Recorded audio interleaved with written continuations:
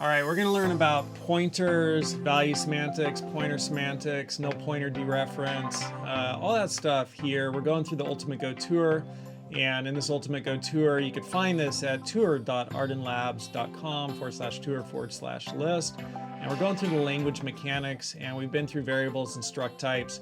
And there's an entire playlist for all these videos linked down below. So if you want to start at the very beginning, highly recommended.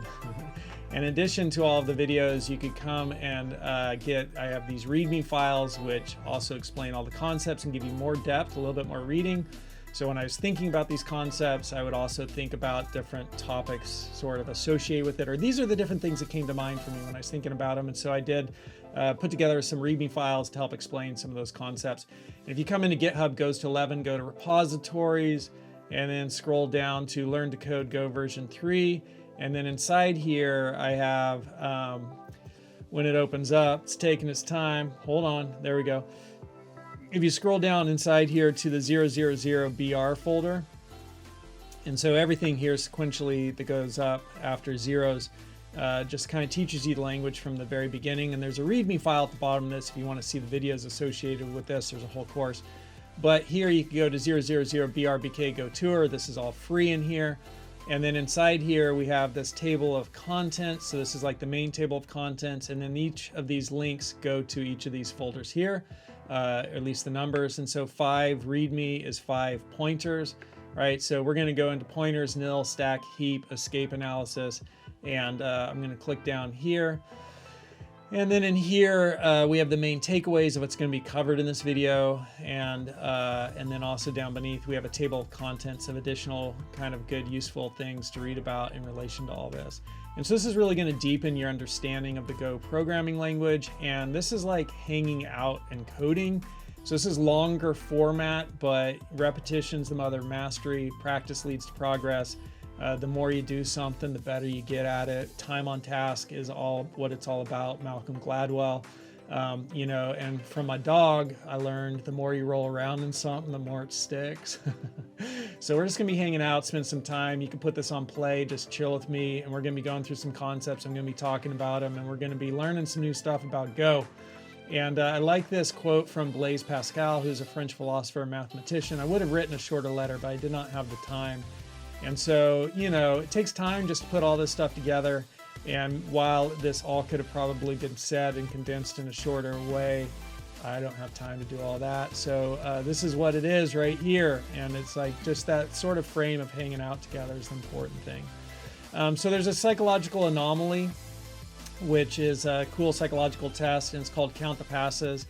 And so I just want to point this out to clarify something from the previous videos.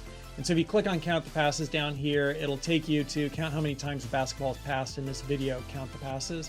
So you could go watch that video and do the psychological experiment, pause the video and go do that if you want. But then, what it basically shows you is the human's mind ability just to overlook something. And so when we were going through these previous videos, I didn't notice that there's additional examples up here. And so you click on those additional examples, like for whatever reason, my mind just overlooked that. And there's also the answer, or maybe that was added, but probably not since the last video, because this is all new right here, this Ultimate Go Tour. All right, so now we're going to do get to know pointers. And again, just notice there's multiple examples of code up here.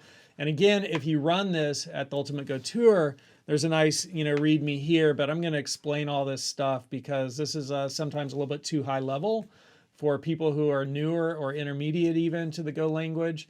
And so when they read that, they're kind of like, I don't understand some of those concepts. So I'm going to give you all of that sort of walkthrough.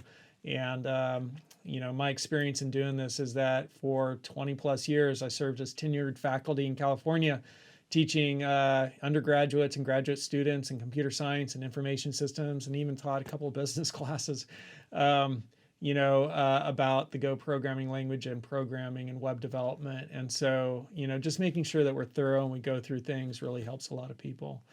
All right. So, so if this doesn't run when you first click it, like if I click run and nothing happens and it just says waiting for remote server, you have to hit refresh once up here. And then the server will have woken up because there's an instance running on some server somewhere, and will have woken up, and then it will run. So as more people start to find this, more people are using this, you might not encounter that because it'll always be awake. But if you, because this is new, not a lot of people are hitting it yet.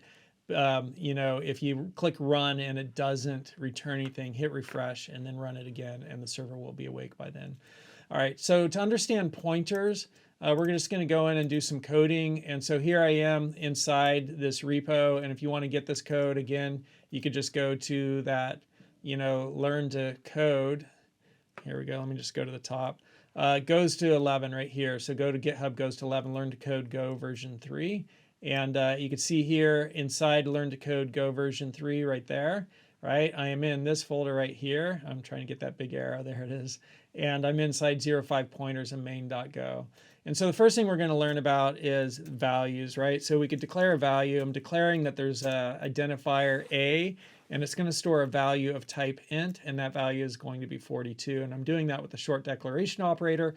And the compiler is inferring the type, right, based upon which value is being assigned.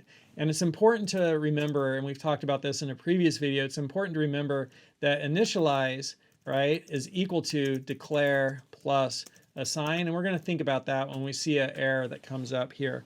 And so we could print that value out, and we're going to get 42. But then in addition, we could also print out the address of that value. And so this is a lexical operator. It's an operator. And sorry, I need to put in the variable there, not just the value, right? And so let's just see this run. And so I'm just going to run this so you could wrap your head around it. And then we'll talk about some terminology so you know the terminology of that. So we have the value 42, and we could also see what type it is. That value is going to be of type int. And so I'm going to do a %t right here and then a new line. And so we'll see that that is, and I need that to be inside the quotes, not outside the quotes. There we go. And we'll see that that is of type int. And then that type int is stored at this memory location right there. And so just like pause that for a second, we have this value, right? And that value is stored at a memory address, and the type of the value that's stored there is an int, and the memory address where that is stored is right there. And when I think about computer remembering, and so I refer to it as computer remembering because if you look at like the architecture of computers remember things in many different places. Like they have registers inside the CPU, and then just inside and on the border between the CPU and the motherboard, and then just outside the CPU, you could have cache.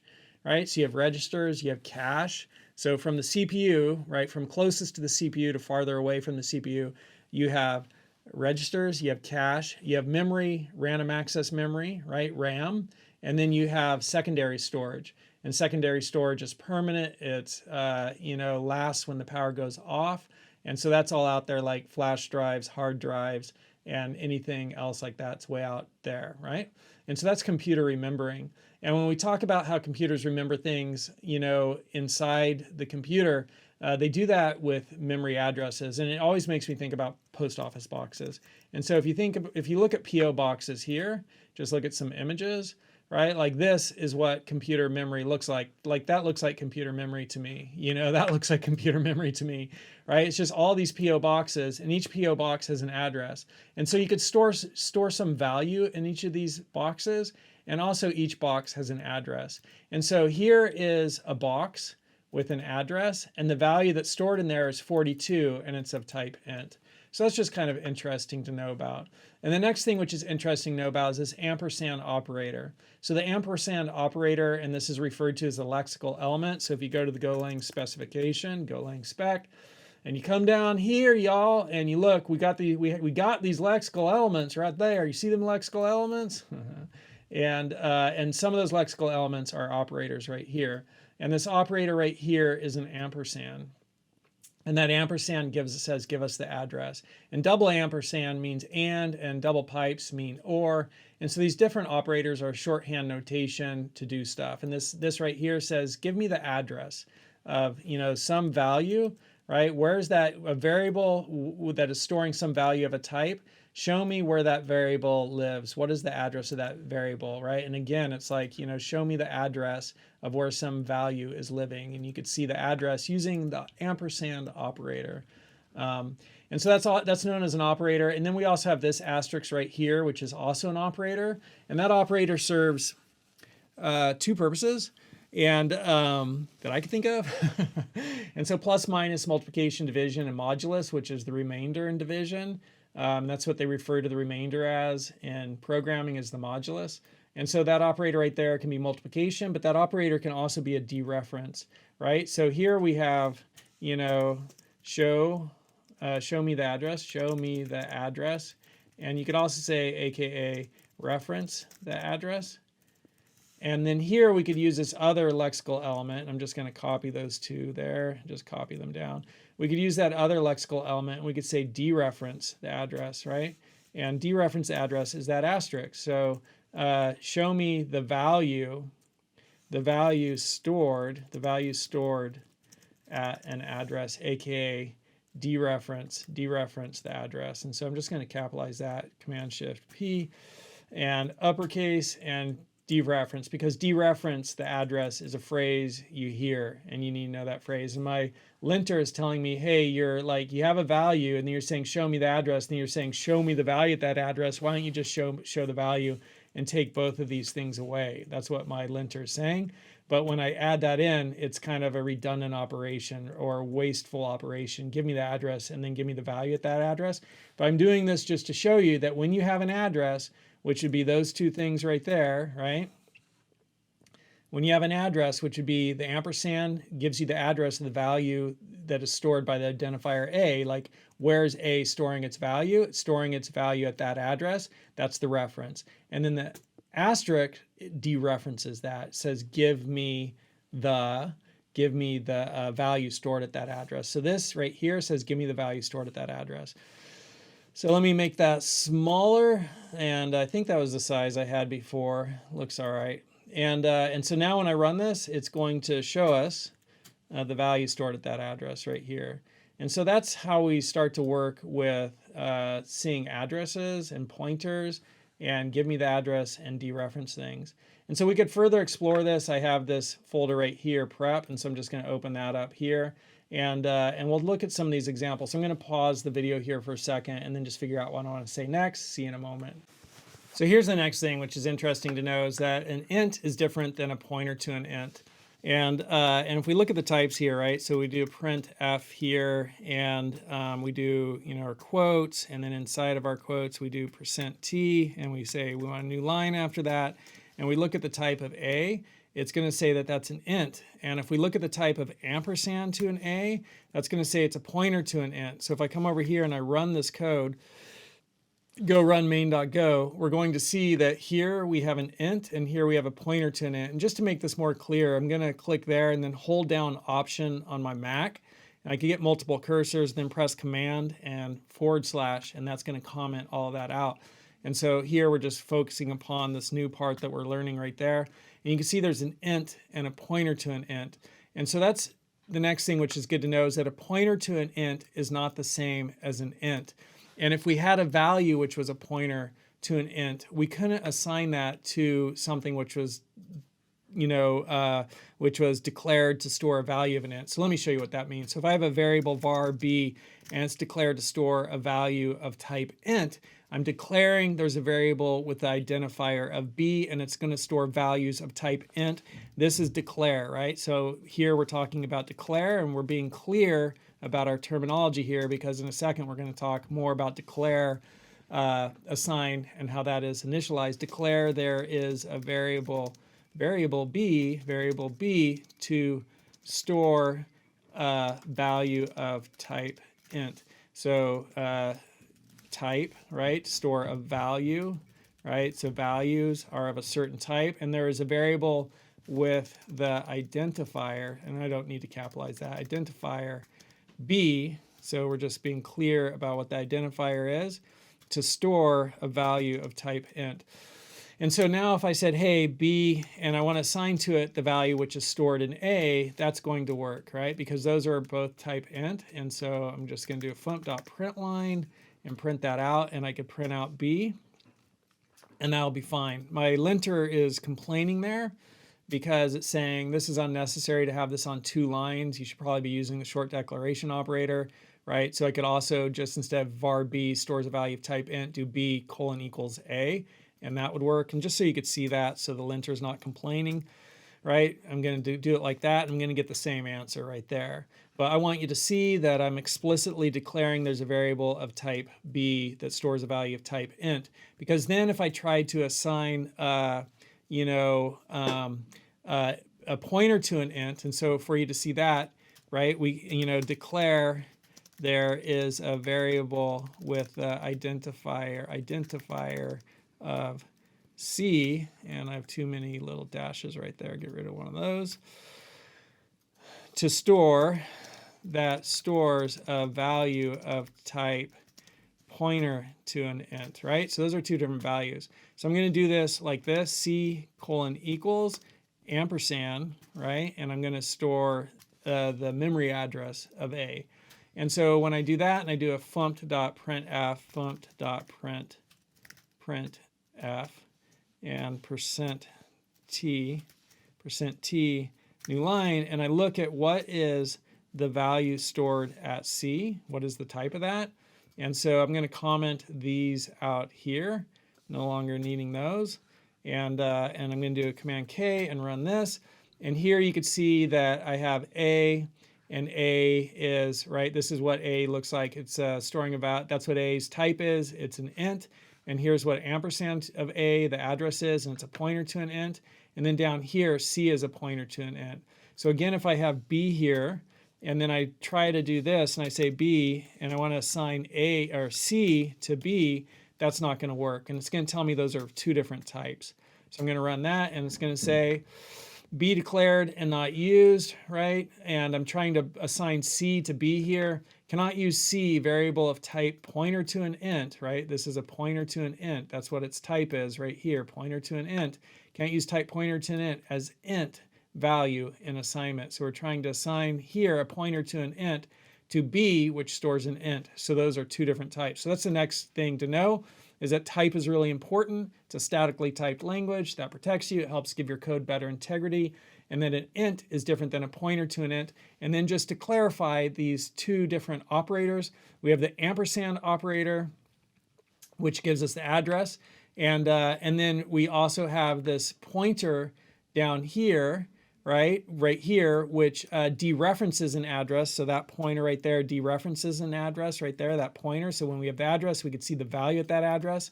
And then when we look at our types, and so I'm just going to comment this out and re-show those right here. And so when I look at those right here, right, and I look at that, let me just run it, Command K, right? And what I see here is that I have a pointer to a type, and I have a pointer to a type here. And so we've got three different lexical elements there. And so one is an operator. This one's an operator. The ampersand's an operator. Show me the address. This asterisk here is show me the value at that address. And then this asterisk here is part of the type declaration. And so I have a little description of this in our README. So if you come back over here to the README and you scroll down, we have down here reference and dereference operators. So if you scroll through that, you'll learn about the address operator, the dereferencing operator, and then down here, type notation for pointers like type int. So that asterisk there is just part of the type notation.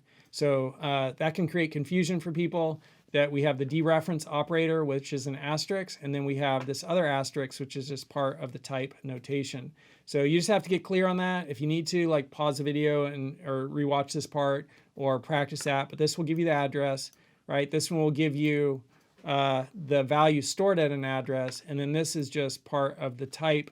When you're looking at the type, it's part of the type notation for pointer types, is you just have this asterisk before it saying this is a pointer to an int or this is a pointer to a string. And so that's part of the type notation. All right, I'm going to reflect here for a minute and see what I want to say next. All right, so the next thing we're going to learn is that when you have a value at an address, right, when you have that address, you could dereference the address to see the value there. But you can also, when you have an address, you could dereference the address to be working with the value there, and you could assign a new value to it. And to see that, we could kind of work with this example here again, but we'll also do some functions. So if I have A as 42, I could come down here and I could see the address of A. So this is stuff we already saw. And so that will show me the address of A. And then when I have the address of A, I could dereference that address and I could see the value there once again. And so we saw that, I thought we saw that right here. So that's where we saw that right there. But also, right, like I could say this right here. I could say, here I have A, and I want to assign to it 72. But if I had the address of A, that's not going to work, right? Because if I have the address of A, this is a type pointer to an int, this is an int, that's not going to work. But I could dereference that address, and I could say, take me back to the value. And so now I'm working with the value again. And since I'm working with the value at that address, right, which would be the same as this right here, but I'm saying address, and then, whoa, let's go back to the value, right? And that's totally redundant, but that's just showing you like stuff you need to know to do things soon coming up. And when I do that and I print out A once more, so I'm just going to bring this down, boom, go back up and copy it and then bring it down and print that. And so now what we're going to see is we're going to see we'll do 42, we'll see 42 gets printed, and that's at that address, and then we'll see 42 gets printed again, and then we're saying 42 at this address, I've taken the address with the ampersand, and then I'm like, give me the value again at that address with the asterisk right there, and now I'm saying assign 72 to the value at that address, and then I could see once more the value right there, and we're gonna have that value. So when I run all this, Command K, go run main.go. I went from 42 to address to seeing 42 here to assigning a new value to it and then printing out 72. So that's the next step in the process. Again, I'm going to pause the video here for a second and figure out what's the next best thing to show you and how to show it to you. See you in a moment. All right, so now that we have saw that when you have an address and then you could use the dereference asterisk operator and get the value at that address. Working with the value at that address, you could then assign a new value to it. Now that we've seen how to do that, we're going to look at something kind of like this, and we're going to see how we could do that with functions, just to sort of grow our knowledge here. And so if I have a new variable, and we'll call it D, and D is going to be short declaration operator equal to 7, though that is not the short declaration operator, that is. And I could print out the value of D right here, and then I could create a function, and the function I'm going to create is going to be called, val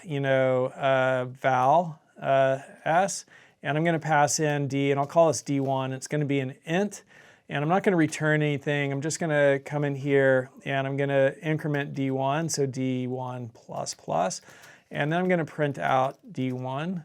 And so we could see here inside val s, we could do D1 right there. And then if I call that, so I'm going to do val s right here and pass in D. And this is maybe rudimentary and obvious, but it's going to serve a point here in a moment. But when I call that and then I run all this, and I've commented everything else out up above just so we could see this code here. And when I run this, we're going to have 787, right? And so what this illustrates is the concept of scope. And the scope of D in Go is from where it is declared, D is declared right there, to the end of the block. So it's block level scope. There's also package level scope, which if we declared something outside of a code block, it'd be at the package level. And so that's like scope in Go. And if I tried, unlike in some other languages, if I tried to print D right here, it's going to say D is not defined. It's undefined. There's no variable hoisting like in JavaScript, right? So the scope is only from where it is declared to the end of that block, or if it's outside the block at package level scope, in which case it's accessible throughout the package. And so then here we're going to go in and so just to show you it's accessible throughout the package. If I declare here var x y is equal to 42, right? I could then come in here and above that I could funct.println, I could println xy, and that is accessible throughout the package. So just to show that, I'm going to run it and Command K and run this, and we've got 42 accessible throughout the package. So that's just to show package level scope. All right. So that's the first part of scope is up there in main, and then the second part of scope is down here in this other code block, this function. So D1 exists only in that function, and those are two different variables. So I could call this D1, or I could call this D again, and there's no variable shadowing there. And so D, right, is only going to exist right here in this function. But just to make it clear that those are two different scopes, and 2 different variables, I'll have different identifiers for them right there. And so that's just to illustrate that here it's 7, I call this, and inside here it's 8, but when I come back here, this D has not been changed. And this is to compare this with using pointers, right? So if I come in here and instead of passing in an int, I pass in a pointer to an int, right? And I could call this one D2, and I'll call this val P for pointer, as opposed to, I don't know why I called this in val S. Maybe because over here I called this value semantics and then pointer semantics. So we'll call this pointer. That's better. Pointer semantics right there. I like that. And we'll make this D2, and we'll make this D2. And now the reason this is complaining is because it's saying, hey, you gave me an address, and you can't increment a non-numeric type. Right? You can't take a non-numeric type and increment it. And so knowing what I've learned from up here, where we had an address right here, we had A, and then we had the address right there, and then we said, give me the value at that address. Now let's set the value at that address to 72. Knowing what I've learned about that, I could come out here and I could dereference what's stored in D2. And now I'm saying, take the value in D2, and I want you to increment that. Right? And so when I increment this now, it's going to pass in, and so I'm going to change this from what that is, and I'll just copy all that right there. Control-C, Control-V, and we'll pass this, and we'll do PTR here, PTR, and we're passing in D. And so now when I pass in D, I need to pass in the address. So I'm going to pass in the address to D, so the address to D gets passed in, and then here I'm saying get the value at that address, so dereference that address and increment it. And we're going to print out that incremented value, so PTR, like, show me what's at that, in this function, inside this function, this is the value in this function. But then when we print it back up here, the value is going to go from 7 to 8. So let's see that in action. So I'm going to go run main.go, and we've got 7, and inside val s right here, we have 8, and then back out here we have 7. And then inside pointer s, right? When we looked at this, when we printed that, it gave us the address. But if I dereference that, I didn't dereference that, right? It'll show me 8, but then out here, it also gave me 8. So I'm gonna just clear this once more and run this once more. And so inside pointer s is 8, and then back out here is 8. And so the interesting thing about this is that, right, every Go routine in Go has its own call stack. And the call stack has frames for each function on it, and these are little sandboxes. And each sandbox has its own scope, right, where the variables in that sandbox, in that frame live. And so here is the Go routine, the only Go routine in this program.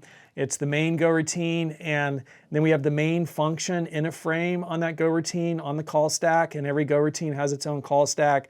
And then we call this, PTRS. Well, first we call val s, and it does its thing, and any variables, D1 is the variable in there, is created in that sandbox, lives in that sandbox, and then when val s is done, it pops off the stack, and it goes away, and we continue with our control flow, which is sequential down through this code, and then we hit this next PTRS function.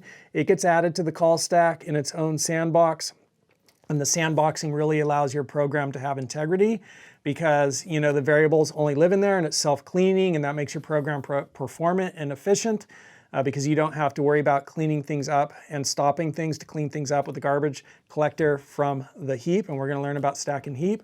But then this PTRS gets added to the call stack, and the call stack visually grows down, and then the variables in here are a pointer, and it gets changed, right? And then it comes off.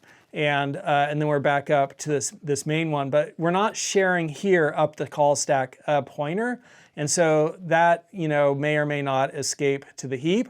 And just looking at it from my perspective, it would not, because there's no memory address being shared up the call stack back from PTRS back up to here, and so that would all go away. But what it does do is we are sharing a memory address down the call stack. So from main, we're sharing a memory address down to here. We're changing something at that memory address in PTRS, and then that pops off the call stack, and then that thing back up here is changed at that address. And so that's just one more step of showing you how you could dereference. When you have an address, you could dereference that address and change the value at that address. and then that's starting to think about the call stack. And how are we sharing addresses? Are we sharing them down the call stack? That's okay. When we start to share addresses up the call stack, so if PTRS had returned a memory address and then went away, right? We couldn't have that memory wiped out where that address was shared. So that memory would then go from the stack over to the heap, and it'd become the responsibility of the garbage collector at that point to have to clean up that address when it was no longer used. And and thinking about that starts to help you start thinking about, like, how do you write performant code? Thinking about the stack is more performant and efficient than the heap. And so the stack is this one area, right, in the Go routine where functions live in their own frames, and it's self-cleaning as the functions pop off. The memory that was used for each function in its own frame and its own sandbox becomes available for reuse. But if you've shared a memory address up the stack, so as this function pops off, and this function main still needs access to that memory address because it was shared from the previous function up the call stack, then we can't have that wiped out down here once that function's gone. So that function at compile time, this happens at compile time, the compiler will say this has to live on the heap and not the stack. And then when something's living on the heap, that's not self-cleaning, that's cleaned by the garbage collector. And so the garbage collector will go through and look at the heap, figure out which memory allocations, and when we use the word allocation in Go, we're talking about memory allocations on the heap, which memory allocations are no longer being referenced or used, and it'll be able to clean those out. But that has a little bit of performance hit. And so we really try to think about that when we're thinking about memory addresses and where are they living, and did we share memory down the call stack like in this example, or if I'd returned a pointer to an int, now we would be sharing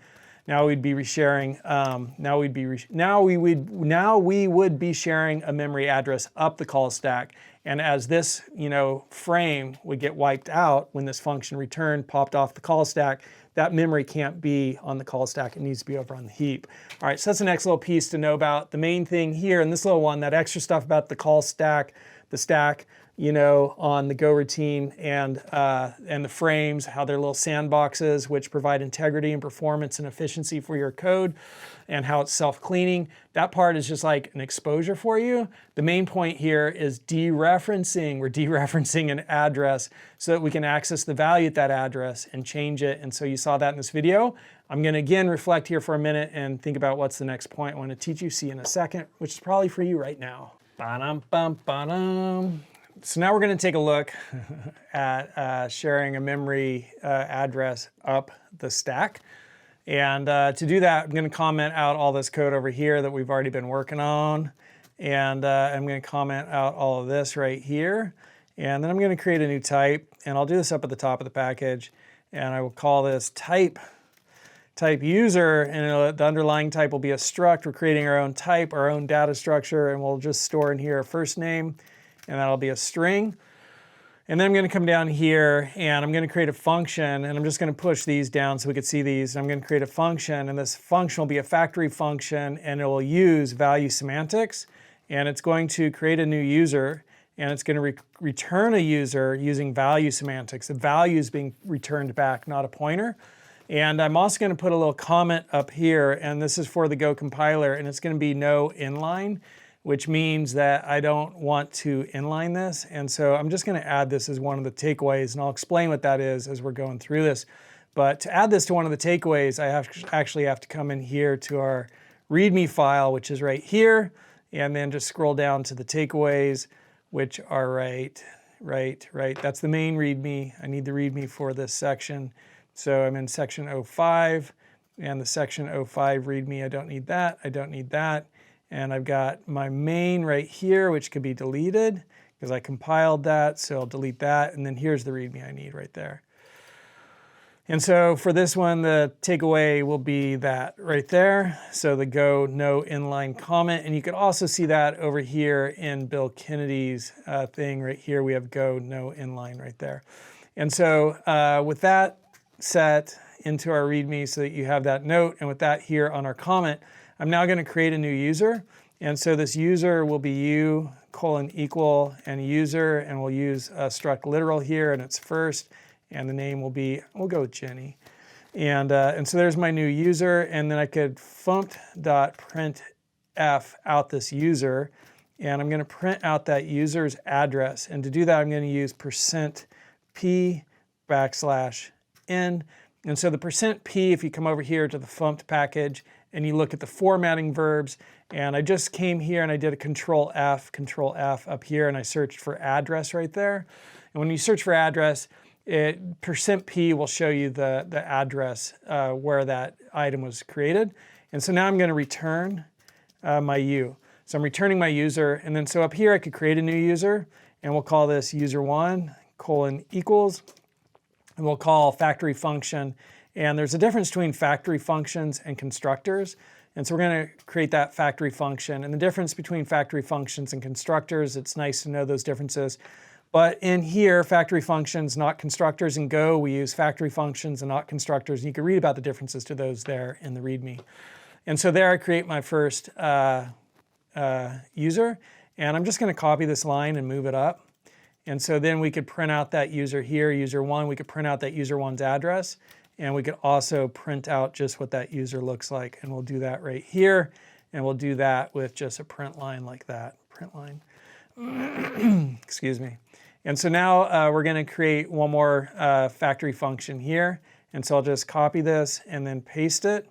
And for this one, instead of it being value semantics, we're going to use pointer semantics, which means we're going to return the address of a user. And when we return that address of a user, we're going to return it up the call stack. And so let me show you that in a second. But here, to see the address of this one, I have to do that here to see the address of this one.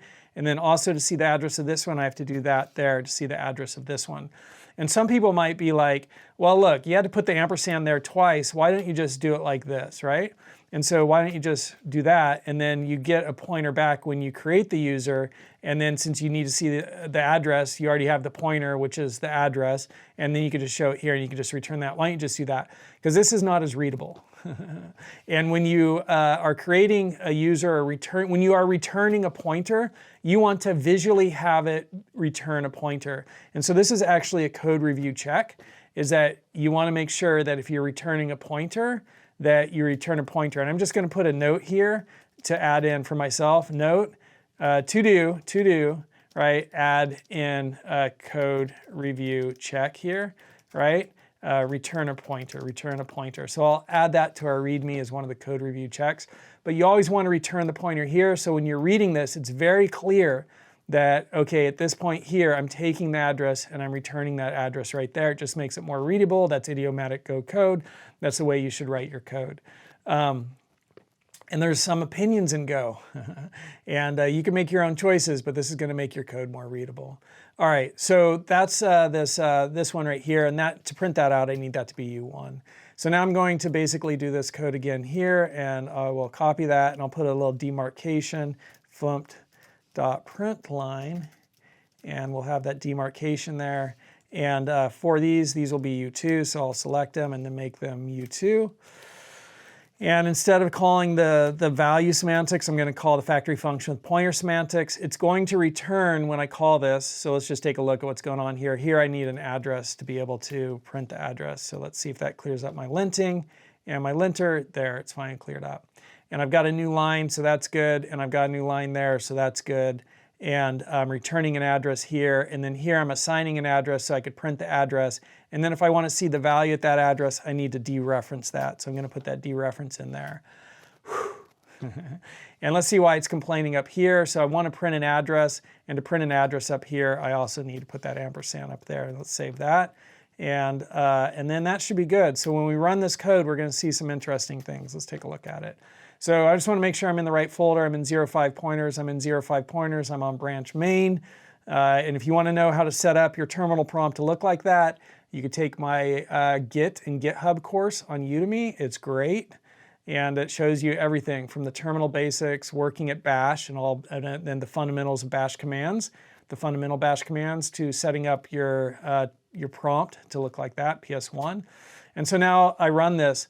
And so you can see here in this first one, right, this illustrates value semantics. So I create a value here, and this is being created at this memory address right there. And then I come up here and I assign it here, and that is at a different memory address, right? Different memory addresses.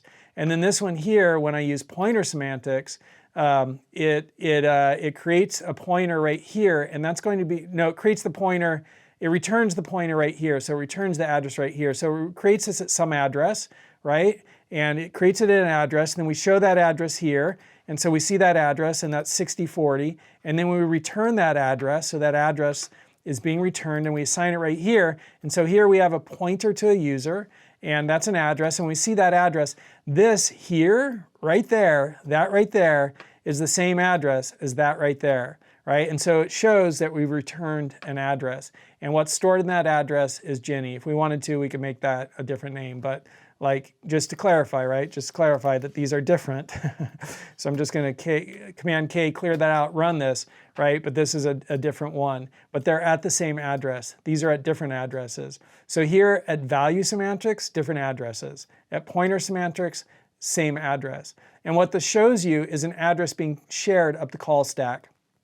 It's being shared up the call stack. So every Go routine has a call stack. And on that call stack, each function has a frame, and each frame is like a sandbox, and that sandbox has integrity. It ensures integrity. All the variables created in that sandbox stay in that sandbox unless you share a memory out of there, and now you've just shared the memory address. So here we have our Go routine. It has its stack, its call stack. Here's the main function, right? So here's the main function, right? Here's func main. Here's the main function on the call stack. We're sequentially going through that code. When we get right here, we call this function, which is factory function value semantics. It runs, it creates values, it returns a user. Boom, this one's popped off the call stack. Sequentially, we keep going down through the code right here, right? And all this memory now is available that was occupied by the factory function ffvs, right? That popped off, it's done.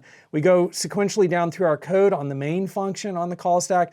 Then we come here and we hit this function. Another function gets added to the call stack. This one has its own frame, its own sandbox where variables are created, right? They have their own scope down here. And so it's this one right here. Right here, they have their own scope, but then we return an address. From here, we return an address up the call stack. When we return an address up the call stack, at compile time, the compiler is going to see this address is being returned up the call stack. So this address cannot be created on the stack. We cannot store this in a memory location on the stack. It has to be allocated on the heap, right? So this is going to be allocated over here on the heap because we're sharing an address up the stack. Because when this one pops off, factory function pointer semantics pops off, ffps pops off, right? We still need to access this memory location where we stored this user because we shared its address up the call stack back up here to main, right? Back up here to main. And so that's exactly the same address, the address that's occurring in the ffps function, the pointer semantic function. So these are pointer semantics here. And pointer semantics versus value semantics is an important concept, super important concept to know about in the Go programming language. So when you start using pointers and sharing things, pointers, memory addresses up the call stack, in particular, you have solidly moved into the category of pointer semantics. And so you can read about the difference between pointer semantics and value semantics right here. So that's a nice little write-up, which will clarify that for you. All right, so right, we shared it up the stack. The last thing I want to show is this takeaway right here. You could build your code right there. And let me just refresh this. If I push this, because there's a little bit of an error in that code, so let me just see if I've refreshed this. And cool, I refreshed it. And so you could do this go build gc flags -m2. And so if I come over here and I make sure that I'm in print working directory, my 05, and I go build -gc flags, get the typing right here, flags, and then -m is equal to 2. When you do that, go build -gc flags -m equals 2, it shows you the compiler's escape analysis.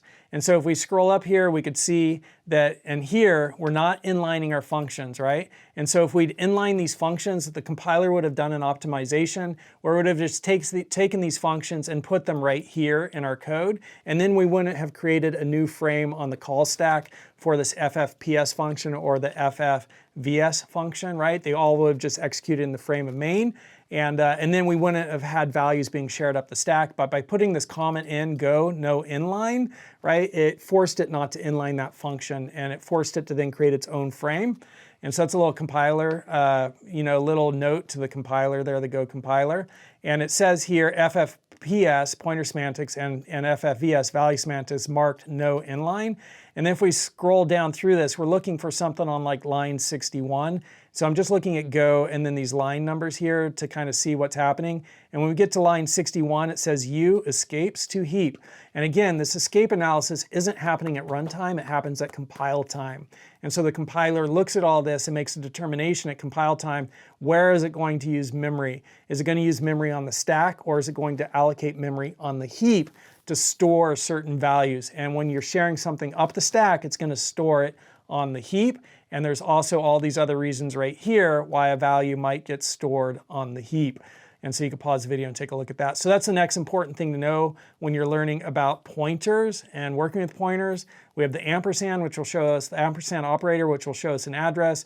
We have the pointer operator, right? We have the asterisk operator, which will show us dereference an address to show us the value there. And then we also have the type declaration when we're dealing with pointer types, where it's a pointer to an int or a pointer to a string. Or, you know, here we were dealing with, if we were to look at the type, of, you know, funct.printf and show me the type %t and then \n and show me the type of U2, because U2 had a pointer to a user return. So if I clear this out, Command K, and go run main.go, right? We have a pointer to a user right there. And so that's its type, right? It's a pointer to a type. So learning about pointers, learning about pointer semantics and value semantics, learning about, Go routines, and then they each have their own stack, and the stack is 2K and it's dynamic and it'll grow. And then on the stack, function stack, right? We could call different functions. It grows down, and then each of those happen in their own frame, which is like a sandbox, which ensures integrity for our code, and it also ensures efficiency and performance, because as those functions pop off the stack when we're done with them, frees up all that memory. The garbage collector doesn't have to worry about it, which makes it more efficient. And then it also ensures integrity, because we don't have all these memory addresses that anybody could access from anywhere. But when we start using pointer semantics and sharing memory addresses, then things start to escape from the stack to the heap, and that's determined at compile time. So much good information about the Go programming language. So those are nuances. I'm going to take another gander here, see what else there is to share, and I'll be back in a second. All right, so the next thing we're going to take a look at is understanding like nil. And again, over here in the README, and by the way, I've updated the README and I'll show you that in a second, but yeah, I'll show it to you right now. And so here are the two operators, and one operator is the address, and I think I'll just put that first. So I guess I'll fix it right now. So Command B to open this up, and then go into my README, and then just switch the order of this. I'm going to do my address first, and then I'll do that one. It copied the whole line. Then I'll do this one here, and then I'll do that one, and then I'll close this file and then just push this. And so I have these just right here, totally open and ready to go. And then I'll refresh right here, and so those switched around now.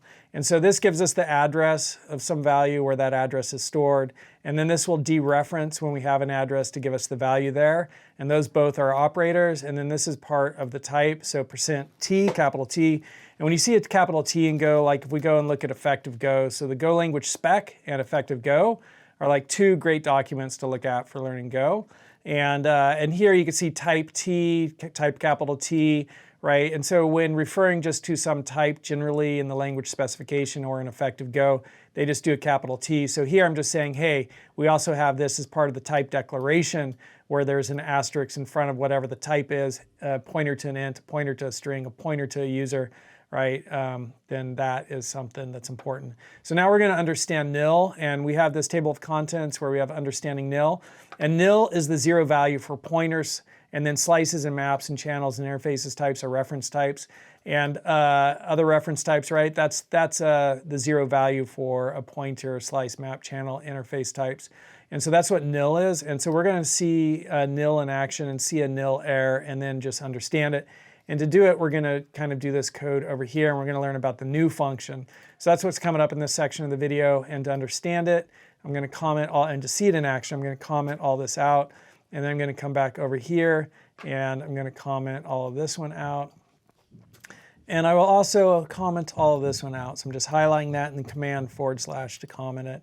So you could come in here if you bring this code down and you could work with it. All right, and I'm going to use a slightly different variable than b, and to do this code over here, because we already have gone up through like what, d, so I guess I'll just use e. Var e is going to store a value of type pointer to an int, and then I could func.println out what is e, and I could just see what it returns, right? And so I'm going to run this now, go run main.go, and misplace compiler directive. And so this is asking me for like, hey, what do you want to do here? Because here's a compiler directive. And so I don't know how, oh, if I don't have it right next to the slashes, maybe that will fix it, because my linter stopped complaining. All right, and so when I print that out, you can see that I have nil there. And if I do this thing here where I print out an address, whoops, that's not the command I wanted. This one here, let me copy it first and then bring it down. And then uncomment it. And when I do this and I say, hey, show me the address, let's see what the Go runtime says and see if I get anything. It shows me that the type is a pointer to an int, so that shows me the type, but now I want to see the address. So here's the address. Let's bring this up. And I keep hitting the wrong key. Hang in there with me for a second. We don't need this one right now either. So I'm going to come back down, come back down, come back down, and there's the one I want. And I need to push, what is that? I need to push option. My eyes aren't what they used to be. And then comment this out, command /. And so I'm going to change this from U to an E, and we'll just see. And I'm thinking that this is not going to be very bueno for the runtime. It shows me just 0x0, that there is no address there. That's actually really nice. And so the next thing I want to do is I want to try to assign a value to that. And so here we're going to get an error. So I'm going to say I want f, and I want to store it at f. I want to store, or at e, so I have the address of e, right? I have the address of e, and with the address of e, I'm going to dereference that. I want to access the value there, and I want to store there, I don't know, 1024. Okay, 1024. I want to store that there. And then I want to do all this again here. So we'll copy all this and put this there. And now we'll run it once more and we'll see what it has to say about that. And now it gives me an error. So it says panic runtime error, invalid memory address, right? So we have that invalid memory address, or nil pointer dereference. And so here we are trying to dereference that, and it wouldn't allow us to dereference it. And so to fix this, what we have to do is, remember here, up here we've declared that there's a variable with the identifier of e that will store a value of type pointer to an int. So we have declared that there is a variable with the identifier, just keywords here, of e that will store a value of type pointer, and I'll just put these in little pointer to an int, right? So there's a variable e, and it will store a value, and we'll make this uppercase here because that's like an important word right there, value, and we'll make that uppercase. It'll store a value of type pointer to an int. And so that's declaration. And then down here we tried to do assignment, right? We tried to do assignment and assign a value to, so we'll put here, we'll put dereference the address stored at e to get to the value, and then store a new value at that memory location, all right? And so we're using dereference the address, using store at e to get to the value, and we're using the, I was just going to put in there, we're using the dereference operator right there, which is the asterisk, right? And so using the dereference operator, so using the dereference operator, just making sure we're clear here. Boom. Using the dereference operator asterisk, right? Dereference the address stored at e to get to the value, and then store a new value at that memory location of 1024.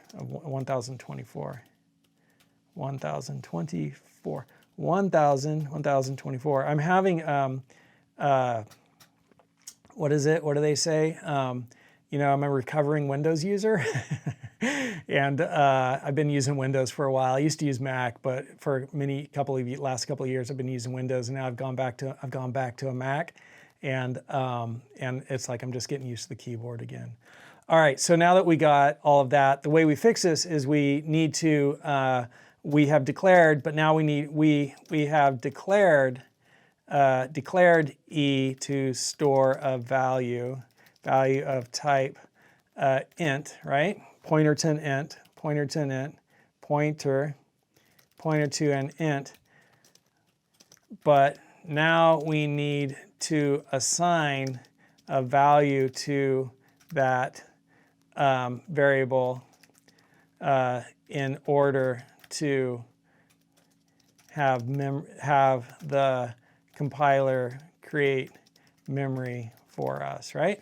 And remember that declare plus assign is equal to initialize. And I'm telling you all this because we're going to look at something here in a second. So now if I do this same thing here where b is equal to new int, I'm going to do e is equal to new and then int.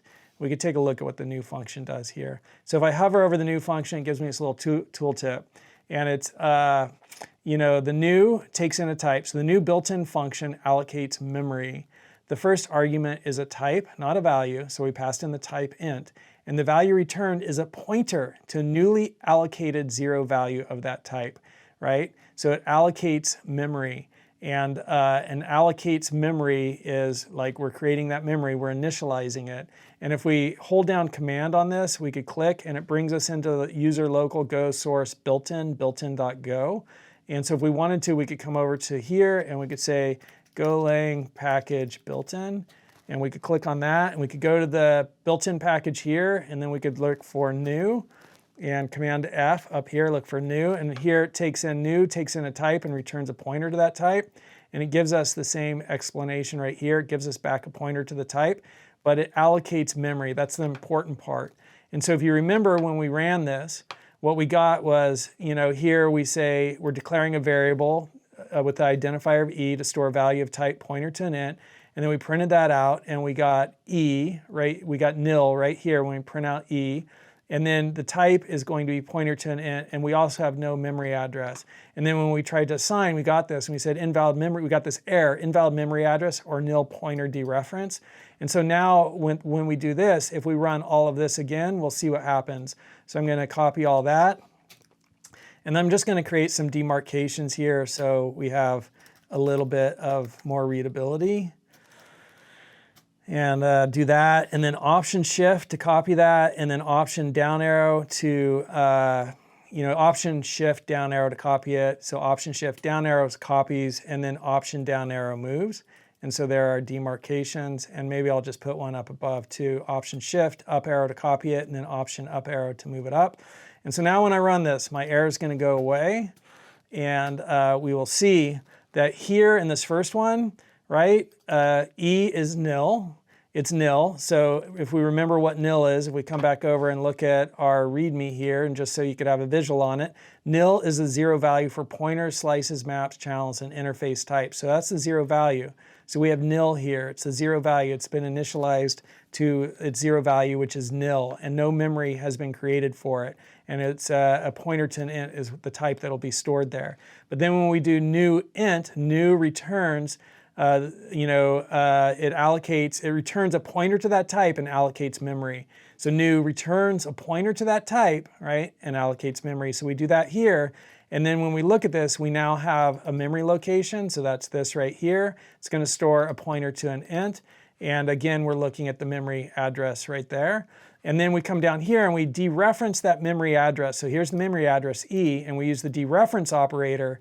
And we say, I want to work with the value at that memory address and store 1024 in it, right? And now when I print line E right here, it gives me again the address, and then this F gives me the type, and this gives me the address, and then we'll just add one more in right here. So Command or Shift Option down arrow to copy that, and then I'm going to put the dereference operator here to see the value there, and I'm going to do Command K and then go run. and I can see the value that's stored there is 1024. And I'm also going to copy this one down here and dereference that so that we could see that that is the 0 value of, and I'm just making sure my syntax on that is correct, is the 0 value of an int. And so here, right, that 0 value, after we've run new int, the 0 value that's stored there is a 0. And then here we dereference and assign there. So that's really important to know about, because if you get this error, I'm going to comment out the new line. If you get this error, you're going to be like invalid memory address or nil pointer dereference. What's going on? Like that's a really, that's a significant hurdle for new gophers, is like learning to understand that. And so you have a memory address, right, where it's storing something. Like a nil is a reference to 0 value for pointers, slices, maps, channels, and interface types. So nil is the 0 value. Nil is the, say this with me 3 times. Nil is the 0 value for pointers, just that part. And then you're going to learn that reference types like slices, maps, channels, interface types, right? They all also are dealing with pointers. And so like nil is the 0 value for pointers. Nil is the 0 value for pointers. Nil is the 0 value for pointers. And so, you know, you've got a pointer here with the 0 value. You got that error, and then you use new here because new is going to allocate memory, right? So you pass in the type, and it returns a pointer to newly allocated 0 value of that type. So now we have that memory. And so if I run this again, you know, I'm going to see the 0 value there, and we have a memory address now, and then I could dereference that now that I have a memory address that takes values, right? A memory address where things could actually be stored. I could dereference that memory address. All right, I'm going to pause the video again, and I think we're at the summary, so I'll see you in a second. Okay, so now we've made it to the review part of this step on the Go Ultimate Go Tour, and I added into our README file here down at the very bottom a picture of Blaise Pascal. And another quote from him: kind words do not cost much, yet they accomplish much. And here's Blaise Pascal, a famous mathematician and philosopher, sitting down, and this is like a statue that's in the Louvre in France.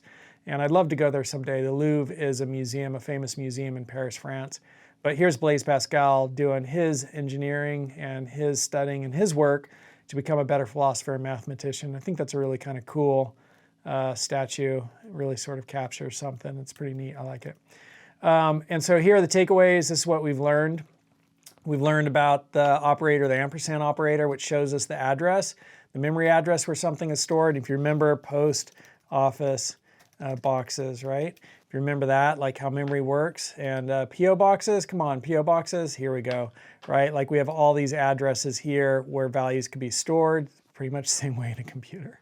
And so this will show us the address, and then this will show us and allow us to work with the value. If we have the address, we could work at the value. We dereference that address and work with the value at that address. And then this is just part of the type declaration. The asterisk in front of a type and the capital T is in Go documentation used to just generally refer to some type. And then we've learned about understanding nil, and we have this description here in our table of contents. The nil is the 0 value for pointers, slices, maps, channels, and interface types. So nil is the 0 value for pointers. Nil is the 0 value for pointers. Nil is the 0 value for pointers. Nil is the 0 value for nil is the 0 value for pointers. So that's super important to know. Nil is the 0 value for pointers. Just ingrain that in your head. Nil is the 0 value for pointers. Say it with me. Nil is the 0 value for pointers.